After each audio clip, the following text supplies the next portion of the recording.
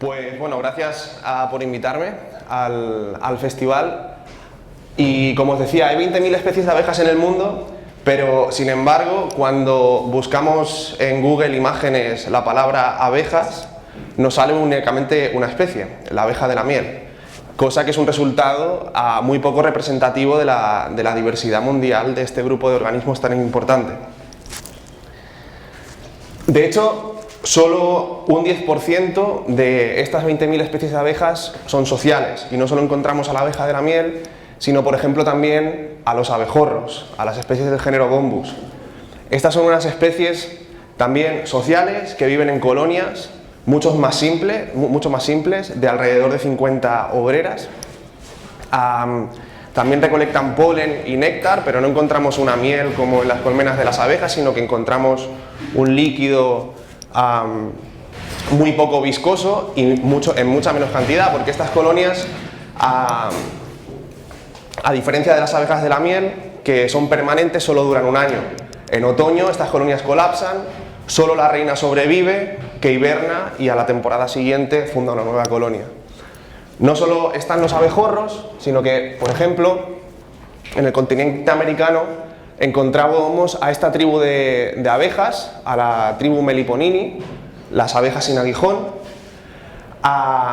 que comprende géneros como Melipona, Trigona, etcétera, etcétera, que también viven en colmenas y en este caso sí que producen miel, y de hecho a muchas sociedades y culturas de América históricamente han explotado estas abejas, estas colonias, para producir miel, que es una miel mucho más liviana que la de las abejas de la miel. Las colonias son también más simples, están organizadas en celdas y en una especie de ánforas donde depositan la miel.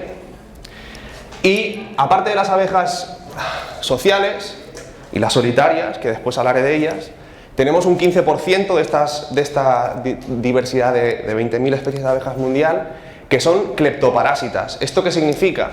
Clepto es una palabra que proviene del griego que significa robar. Estas abejas no construyen nidos, sino que le roban el nido a otras especies de abejas. Lo que hacen es que cuando los nidos están en construcción, estas abejas de aquí, por ejemplo, esta que tenéis aquí, que es del género Coelioxys, se introduce en el nido de alguna de las especies de este grupo de abejas, que es el género Megachile, que es un grupo de abejas solitarias, y deposita un huevo al lado del huevo del huésped. Este huevo emerge antes, están equipados con mandíbulas muy potentes, destruyen el huevo, se comen la provisión de polen y néctar de la abeja huésped, y ahí se desarrollan como adultos, como si fuesen una hija de la madre. Por eso se llaman cleptoparásitas. Y luego la mayoría de especies de abejas del mundo, como han dicho antes, son solitarias. ¿Esto qué significa? Que cada hembra construye su nido y tiene su propia descendencia. A diferencia de las especies sociales que viven en colonias y presentan división de castas, todas las hembras tienen su propio nido y todas las hembras se reproducen. En función de la ecología de las especies, que luego vamos a ver, nidifican en muchos sustratos, construyen el nido con muchos materiales, pero la estructura del nido es más o menos la misma. Lo que hacen es encontrar o construir un agujero idóneo. Lo primero que hacen es recolectar polen y néctar, dejan una provisión, como estas que veis aquí, ¿de acuerdo? Y depositan un huevo. Y acto seguido protegen esa celda con una pared, para evitar que entren depredadores, parasitoides, etcétera, etcétera. Y repiten esa secuencia tantas veces hasta que se les acaba el espacio.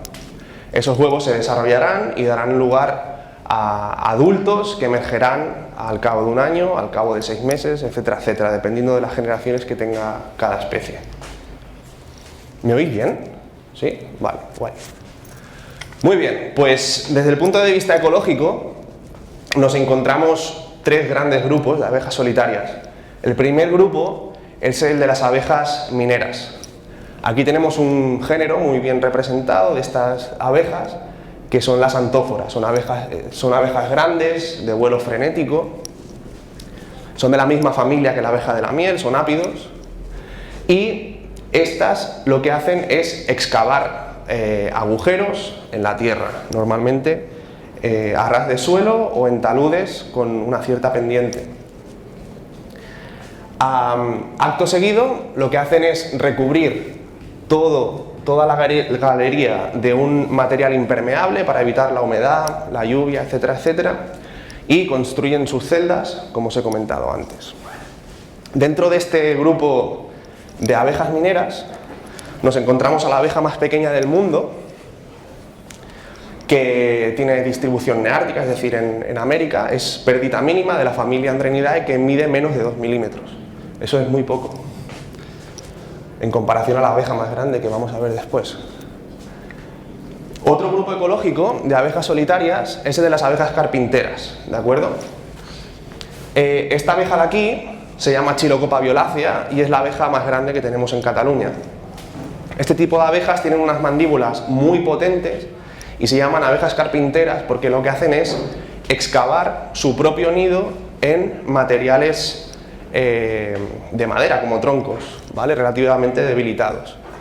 Entonces ellas excavan sus nidos y construyen sus celdas, tal y como hemos visto antes, y simplemente que los tabiques los construyen con el serrín, con la madera resultante de esa excavación.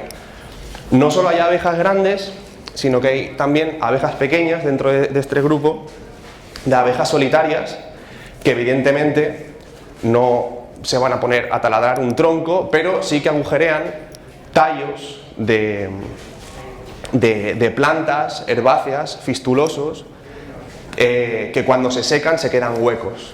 Entonces se meten por ahí y ahí hacen su nido. Muy bien. Y para acabar, tenemos el grupo de las abejas masonas, que comprende principalmente la familia Megachilidae, ¿de acuerdo? Con alrededor de 4.000 especies de abejas. Esta familia se caracteriza porque el polen no lo transportan las patas, como los ápidos, otras familias de abejas, sino que lo transporta en la barriga, en unas estructuras con pelos muy, muy densos. Este grupo de abejas hace los nidos en sustratos verticales, en cavidades preestablecidas, es decir, en agujeros que ya existen, que pueden ser desde agujeros realizados por las abejas mineras, desde agujeros de escarabajos que descomponen los troncos que se están pudriendo, etcétera, etcétera. Y en función de la ecología de las especies construyen sus nidos con unos materiales u otros. Por ejemplo, Osmia cornuta es la primera abeja que vemos volar. A principios de marzo ya está en actividad y es muy buena polinizadora de los almendros. Esta abeja construye sus nidos con barro, mientras que esta de aquí, Osmia caruleschens, lo hace con hoja masticada. Dentro de este género, del género Osmia, nos encontramos con esta especie, con Osmia bicolor, que construye sus nidos en conchas de caracoles vacíos. Es muy chula esta especie. Y otro género de megachílidos es el género Megachile, más conocido como las abejas cortadoras de las hojas. Estas abejas recortan hojas. A lo mejor os habéis encontrado en vuestros jardines los rosales mordisqueados y tal, probablemente sean debido a estas abejas. Se llevan los trozos de hoja cortada al nido y rebozan todo el nido con esas hojas cortadas. Y entonces, pues el mismo proceso de antes, ¿no? Aquí pondrán provisión de polen y néctar, aquí lo está llevando, pondrán el huevo, harán un tabique con trozos de hoja recortada y seguirán todo el proceso. Muy bien. Dentro de este género, del género Megachile, nos encontramos con la abeja más grande del mundo. Mide 4 centímetros, una barbaridad. Es de Indonesia, es una especie muy rara, de hecho se redescubrió en los años 80 y esta especie reutiliza los nidos de las colonias de termitas para hacer sus nidos y viven en comunidad con otras hembras, vaya, y utilizan resina como material de construcción. fijaos la comparación entre la abeja más pequeña del mundo y la más grande, es una barbaridad. Pero esta diversidad es muy importante para el funcionamiento de los ecosistemas, porque hay plantas que tienen las flores más pequeñas, otras que las tienen más grandes, entonces ahora hablaré un poco de ese tema.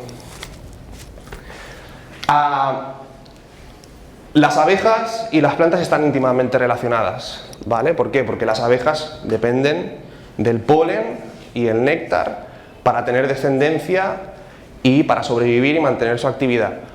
Por lo tanto, la diversidad de plantas, ¿vale? Por ejemplo, la diversidad de plantas en los jardines de Barcelona es la que determina que haya más o haya menos diversidad de abejas en un determinado lugar, ¿vale? La mayoría de abejas son generalistas, como por ejemplo los abejorros, eso significa que se alimentan de muchos tipos de plantas, ¿vale? Pero algunas se alimentan únicamente de unas pocas especies de un género. Por ejemplo, esta abeja del género Plytis se alimenta únicamente del polen de las plantas del género Equium, que es una planta ruderal que ha salido en la presentación de antes. ¿Y por qué es importante la diversidad? Bueno, en las últimas décadas los científicos del planeta han demostrado en múltiples sistemas del mundo que la diversidad está correlacionada con el funcionamiento de los ecosistemas. Más diversidad implica más estabilidad, más producción, etcétera, etcétera. Entonces, nos debería preocupar la pérdida de diversidad de abejas y de polinizadores en general que se está constatando en muchos lugares del planeta. Sí. ¿Por qué? Porque las plantas, el 90% de las flores silvestres y el 75% de los cultivos mundiales dependen de la polinización de las abejas y demás organismos polinizadores, y por lo tanto la pérdida de diversidad está íntimamente relacionada con el éxito de todas estas especies. Causas de esta crisis de los polinizadores, de pérdida de diversidad, son múltiples. Pérdida de hábitat, intensificación agrícola, especies invasoras, cambio climático. Todo esto se puede resumir en una dicotomía. Se destruye la diversidad y se opta por la dominancia de unas pocas especies en los ecosistemas, ¿vale? La diversidad es buena para el funcionamiento de los ecosistemas, la dominancia es mala para el funcionamiento de los ecosistemas. Y ahora voy a hablar de un caso muy paradójico, que es el de la abeja de la miel. La abeja de la miel es una especie autóctona que históricamente se ha explotado para producir miel, pero que en algunos sistemas ocurre en densidades muy altas, en densidades demasiado altas, ¿de acuerdo? Eso hace pensar que la abeja de la miel es una especie social que vive en colmenas. Las colmenas son estructuras muy complejas que necesitan muchísimos recursos para mantenerse. Los individuos sociales están divididos en castas, son grandes, son muy agresivos, y en los ecosistemas donde las abejas de la miel ocurren con densidades anómalamente altas, es decir, en densidades más altas de las que ocurrirían normalmente, provocan un perjuicio tanto a los ecosistemas, porque consumen prácticamente todos los recursos de polen y néctar, pero también provocan un perjuicio para la fauna autóctona, para los polinizadores silvestres. Fijaos que a medida que hay más abejas de la miel, ¿de acuerdo?, hay menos recursos en los ecosistemas, y a medida que estamos más cerca de los apiarios hay menos diversidad de polinizadores, ¿de acuerdo? Esto es muy importante tenerlo en cuenta, y para ilustrarlo os voy a poner un trabajo que tuvo muchísimo impacto. Es de hace 5 años, trabajaron muchísimos científicos, se publicó en una revista muy importante, y aquí relacionan la diversidad de polinizadores con la producción de los cultivos, es decir, relación diversidad, funcionamiento ecosistémica. El peor escenario que encontraron era que en los cultivos no hubiese ningún polinizador. Si no hay ningún polinizador, no se produce nada. ¿Cómo podemos mejorar esta situación? Teniendo solo abejas de la miel. Teniendo solo abejas de la miel en los cultivos, mejoramos un poquito. ¿Qué es mejor que tener solo abeja de la miel? Tener solo polinizadores silvestres, abejas silvestres. Las abejas silvestres lo hacen mejor que la abeja de la miel, simplemente porque son más y más diferentes. Hay polinizadores más diferentes durante mayor parte de tiempo. Eso es redundancia funcional, etcétera, etcétera, muchos procesos ecológicos detrás, y eso comporta que el ecosistema funcione mejor. Solo hay un caso en el que hay un escenario mejor que este, que es el tener de todo. Tener abejas de la miel, pero también tener abejas silvestres, ¿vale? Pero en proporción, en una proporción coherente con la capacidad de los ecosistemas, ¿sí? Si yo tengo el 95% de polinizadores de abejas de la miel y el 5% silvestres, no hago nada. Pero si tengo un 30% y un 70%, un 25% o un 75%, si aumento la diversidad de polinizadores en los ecosistemas, mis ecosistemas funcionan mejor, ¿sí? Así que los polinizadores están en peligro, hay que salvarlos para mantener el funcionamiento de los ecosistemas, la producción de cultivos, etcétera, etcétera, pero no nos olvidemos de las 19.999 especies restantes. Y eso es todo. Gracias.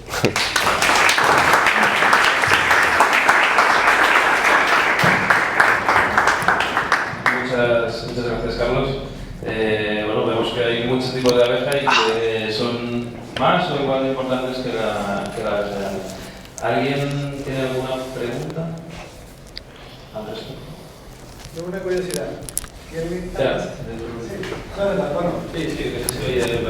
¿Qué le está pasando a las abejas con el cambio climático?